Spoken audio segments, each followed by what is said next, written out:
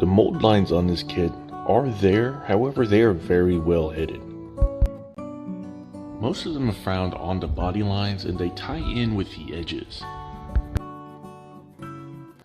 Now me, personally, I actually prefer that and I find it easier to clean up. If someone who's not familiar with the car may take a body line out of shape just cleaning it up. So just be careful, guys.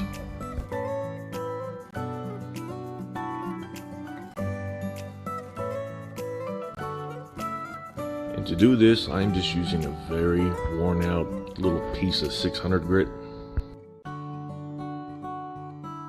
Then I'll just clean that up with some 3000 grit sanding sponge.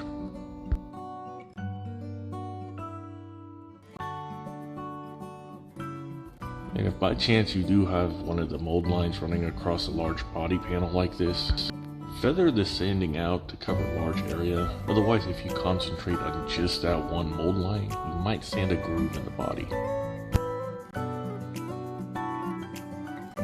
The only issue I've ran into with this kit so far is that the driver's side door kind of teeter-totters. It doesn't really sit in there all that well. So I'm just going to lightly sand away that high spot a little bit at a time until the door fits in flush.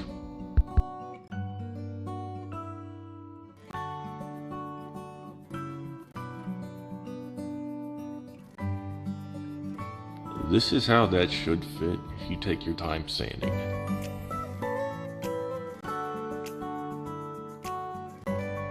This is one of those areas where I had to keep looking at the box to remind myself I'm not building a Tamiya kit. Now, aside from that driver's side door skin, everything else on this kit has just fallen into place and fits so well that all the seams disappeared. And none of my builds would complete without modifying the body in some way.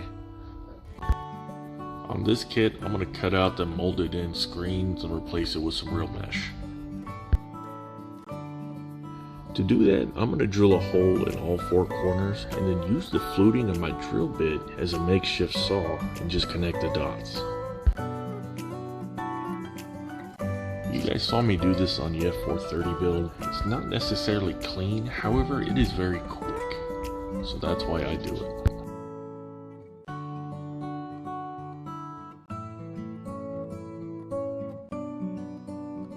Cleanup is not that bad either. To do that, I'm going to use a coarse needle file and just remove all the excess material. Now this thing is very coarse and it will remove a lot of material very fast, so just pay attention.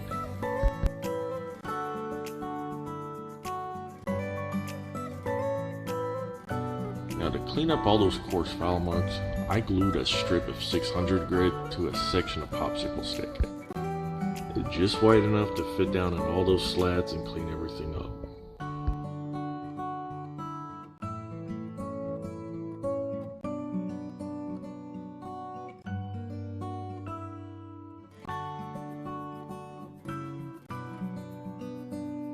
And the last thing I will do, I'll just take some Tamiya extra thin and run it around the perimeter of everything that I cut out.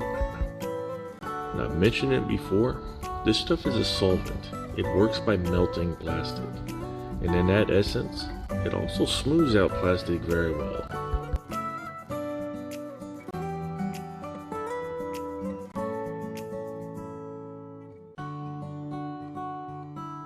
And I recognize that my drill bit saw method isn't for everyone.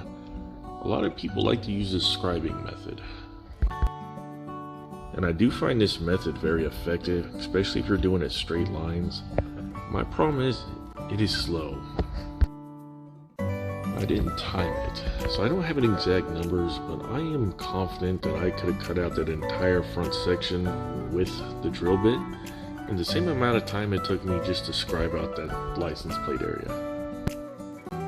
Now part of that may be my fault because I used a dull blade with the tip broken off.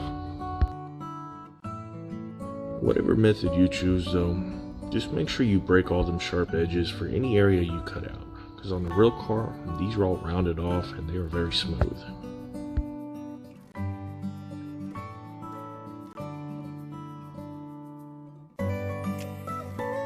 Now in this video, I wanted to show some of the behind the scenes things that I always do, but never really show. And to show all that, this video would be very long, so I cut out some of the things you always see me do. I did all the priming off camera, and afterwards I just went over the entire body with the 3000 grit sanding sponge. I followed that up by wiping the entire body down with a damp paper towel. Now I do this to clean up all the dust or anything left behind by sanding. I will still blow the body off completely with compressed air from my air gun. This is just some insurance for an ultra smooth finish. We're going to be doing something just a bit different in this build. I'm going to be using spray paint from a rattle can.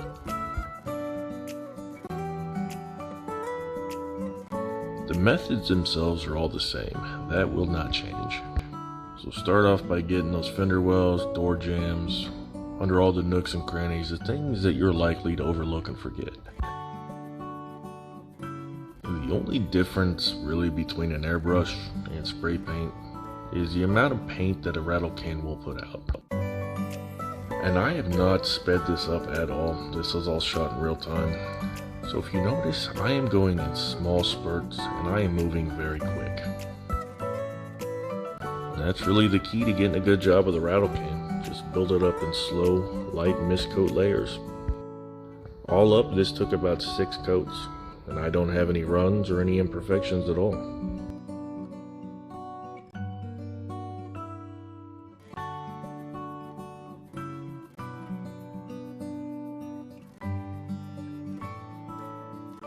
You'll notice that I have the hood taped in place for this. Yellow is one of those colors that does not cover that well. If I had painted the hood separately, there's a very good chance that it would come out just a shade darker or a shade lighter. So doing it this way, I can ensure that everything has the same coverage and is all the same shade of yellow. And you'll notice on the Diablo build I did last time, it's hard to tell with that color shift paint, but the rear bonnet was noticeably darker than the rest of the body.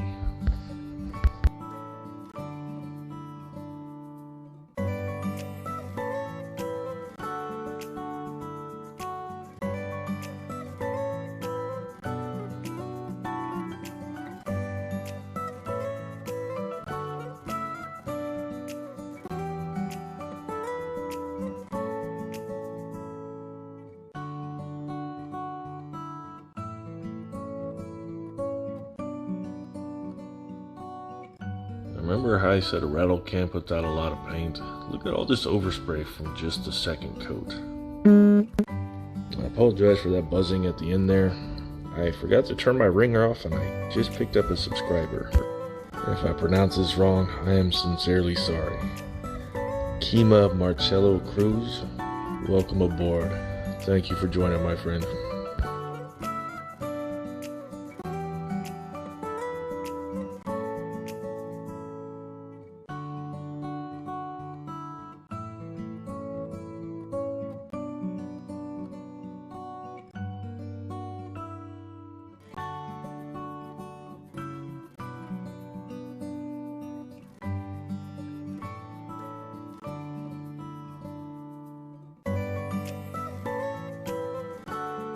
This will wrap up the final coat. Again, I just want to apologize. I know that watching me paint is kind of boring, especially since I didn't speed this up or cut out a lot. I just wanted to show you guys that using a rattle can is easy and you can still get amazing results out of them. And I let all that dry for a few days, then I moved on to decals. There are quite a few decals in this kit, so to save time, I am just going to put them on and then move right on to the next decal. I am not going to waste a lot of time trying to position them or make sure they're just right. Not on camera anyway.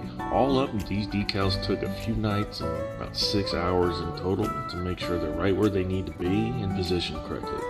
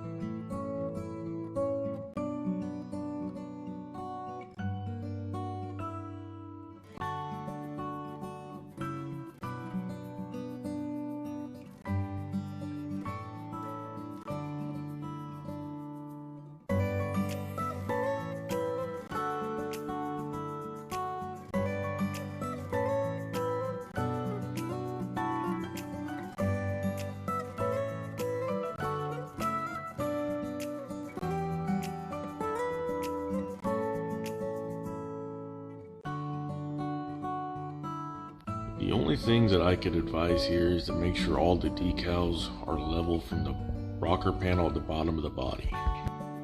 If you reference these from a body panel, like say that swooshy thing at the top of the door, none of your decals are going to be level.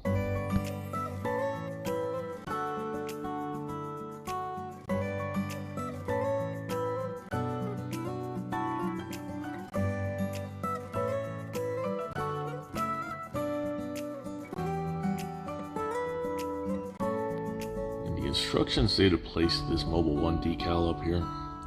It actually goes down here, so always have some reference photos handy whenever you're doing decals.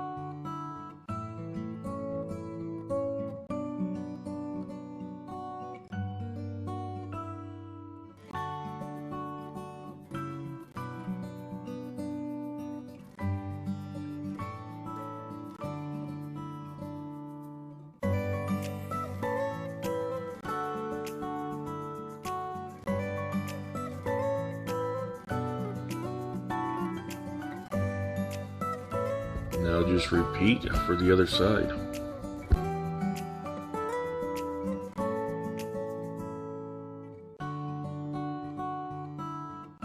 I did run into a bit of a hiccup. Totally 100% my fault. This trio of decals runs along the rocker panel.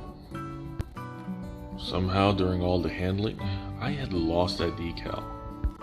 Luckily the decal sheet will cover multiple libraries, so I just pulled something from there and just did my best to fill it in. Alright, once all the decals are in place, I'm just going to go over them all with some microsol. Not really sure what this stuff does, but it seems like they make the decal shrink. They just suck down onto the body real tight. As I've mentioned in other videos, make sure you just dab this stuff on lightly, because if you soak it, there's a good chance you're going to float that decal.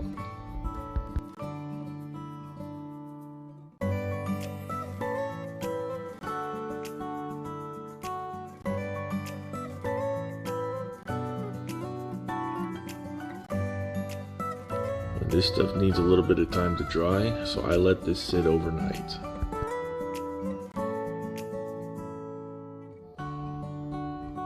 Oops. The can's kind of slippery because it's all wet. When I'm using a rattle can, I like to soak these in warm water for a few minutes before I use them. But as you saw, that is just a can of Tamiya TS13. They're super glossy clear. And I will admit that I have not used this enough just to know how it interacts with decals. Better safe than sorry though.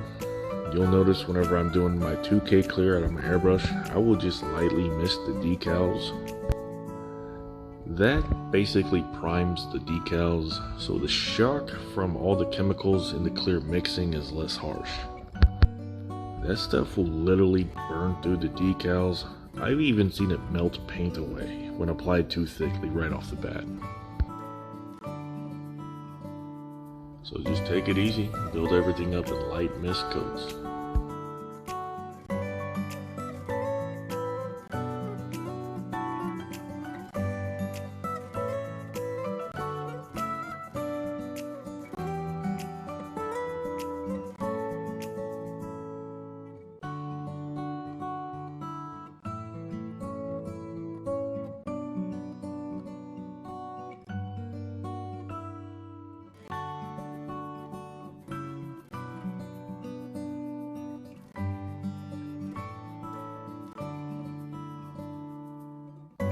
I'm using that same method here for their TS79 semi-gloss clear. Now ideally what I should have done is test this on something first, especially since I've never really used it. But that would have been smart and efficient, and I am the kind of guy who likes to make mistakes, so I learn from it. Luckily, I didn't make any mistakes, and ideally, neither should you. Rattle cans are very easy to use. Just as I mentioned, go light and easy. Just keep in mind that this stuff puts out a lot of product very quickly. Notice I'm only on the nozzle about a second, and look at how much paint it's putting out.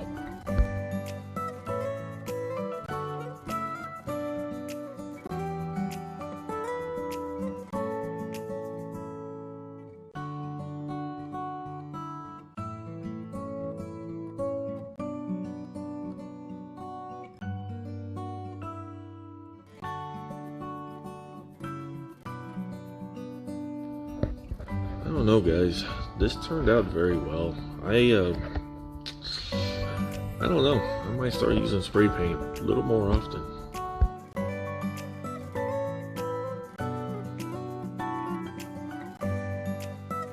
That's it though, guys. That is the end of this video. If you made it this far, thank you for watching. If you guys know anyone who wants to get into the hobby, share this with them. Get them involved.